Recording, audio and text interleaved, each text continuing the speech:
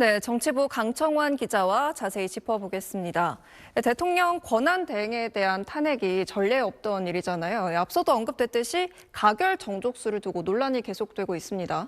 그렇습니다. 여당에서는 한 총리가 대통령 권한대행이기 때문에 탄핵하려면 대통령에 준하는 재적의원 3분의 2, 즉 200명 이상의 찬성표가 필요하다고 봅니다.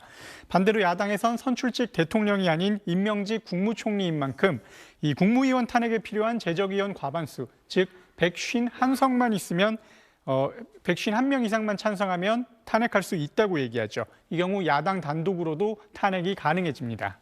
학계에서도 의견이 나뉘는데 국회 입법조사처는 다만 대통령 권한대행이 되기 전에 총리 때 탄핵 사유가 발생했다면 대통령이 아닌 국무총리에 대한 탄핵 요건이 적용된다는 점은 학계에서도 이론이 없다고 밝혔습니다. 민주당도 이를 감안해 한 권한대행 탄핵 소추안에 총리 때 탄핵 사유만 기재한 걸로 알려졌는데 이를 놓고 국민의힘은 그렇다면 총리 때 탄핵을 했어야지 왜 이제 와서 하냐, 앞뒤가 안 맞는다고 맞서고 있습니다.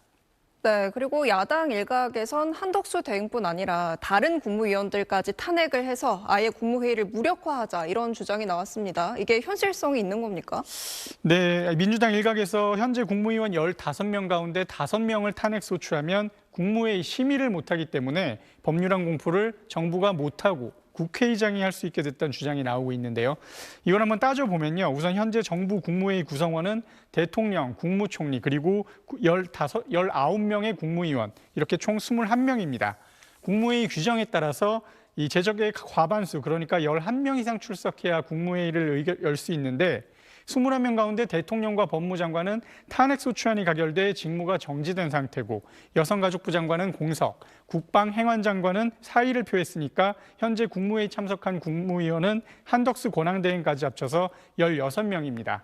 여기서 민주당 말대로 다른 국무위원 5명을 탄핵소추하면 역시 직무가 정지돼 10명만 남게 되니까 개의 요건인 11명을 채울 수 없게 됩니다.